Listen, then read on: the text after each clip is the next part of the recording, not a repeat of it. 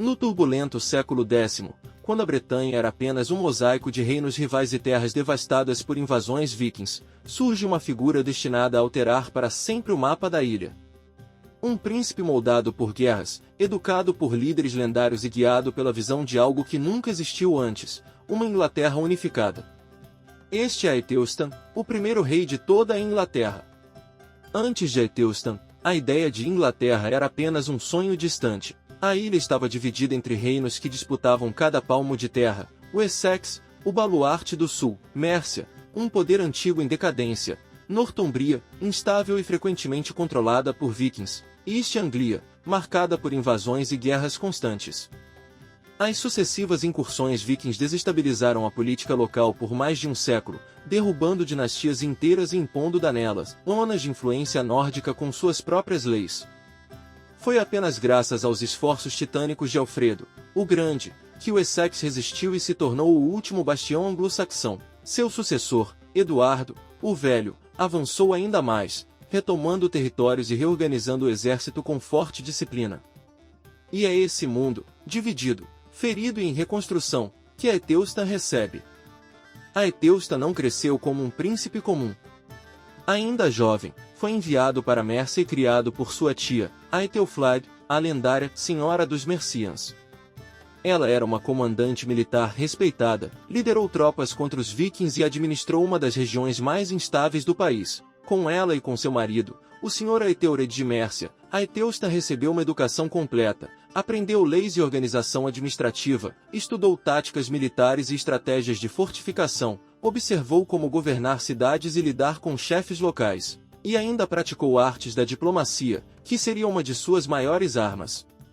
Dizem que ele foi treinado para lutar desde cedo, e chegou a receber uma espada cerimonial decorada com ouro, um símbolo do legado que herdaria.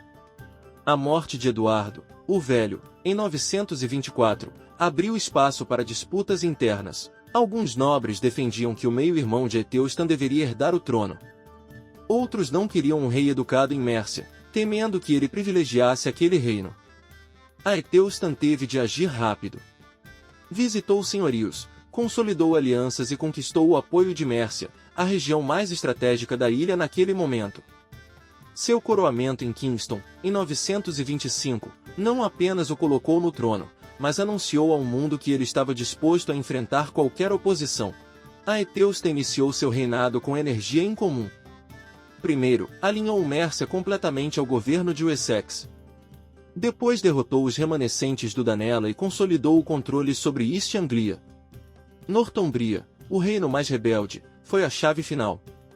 Depois de inúmeras revoltas vikings, Aethelstan marchou para o norte e tomou o controle da região em 927. Nesse ano, os reis da Escócia, do país de Gales e outros chefes locais se reuniram com ele em Amon, reconhecendo sua autoridade.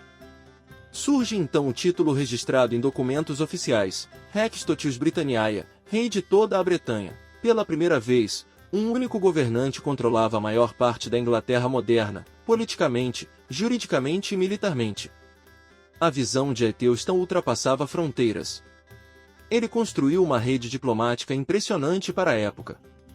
Casou suas irmãs com reis e príncipes poderosos, a Casa Carolíngia, na França, príncipes germânicos, nobres flamengos e até líderes nórdicos. Essas alianças garantiram uma influência internacional sem precedentes. Seu palácio tornou-se um centro cultural e intelectual, atraindo poetas, escribas e estudiosos. Aethelstan também reformou leis, reforçou a moeda e incentivou a leitura das escrituras. Era um rei tanto da espada quanto da pena. Mas o maior teste ainda estava por vir. Em 937, uma enorme coalizão inimiga tentou destruir o reino inglês recém-unificado. O rei escocês Constantin II, o rei viking de Dunblin Lafgo-Tritson e lordes do norte uniram forças para expulsar Aethelstan. O choque foi devastador. Crônicas anglo-saxãs descrevem Brunanburh como a batalha onde nunca houve maior carnificina em solo inglês. O combate durou horas. Escudos se quebravam, lanças se partiam, e os estandartes de ambos os lados desapareciam na neblina e no sangue. Aethelstan e seu irmão Edmund lideraram a linha de frente pessoalmente, algo raro entre reis. A vitória foi total.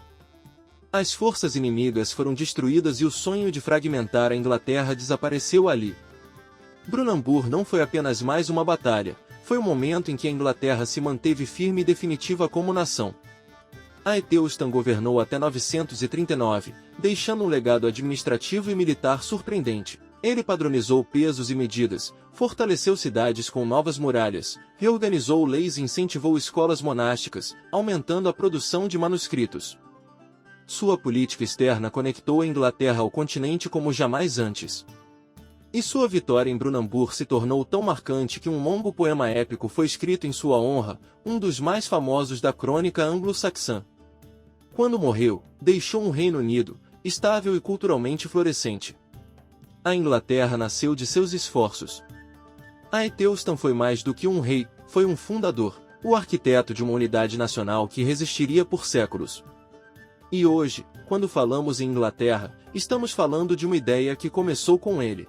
E galera, se curtiu esse vídeo, curta e inscreva-se no canal para nos acompanhar nos próximos vídeos sobre a Inglaterra anglo-saxã.